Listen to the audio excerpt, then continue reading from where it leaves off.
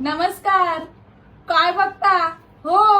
आज मोदक बी आहे, last time बी होतं, पण लास्ट टाइम मी एकटीच होतो ना. आज प्रत्यक्षात या लाईम अँड स्पाइसची पूर्ण टीम, खास करून आपली लंडन UK रिटर्नची मालकीण म्हणजे आपली ऐश्वर्या पाटील आणि सोबत त्यांचे सगळ्या मेंबर्स, जे आपला हा मोदक हा पदार्थ सगळ्यांना आवडावा, आपली ही संस्कृती टिकून राहावी म्हणून प्रयत्न करतात ना. आपला सगळा समाज त्यांना सपोर्ट करताय. ताई, तुला काय वाटलं ही गोष्ट करावी?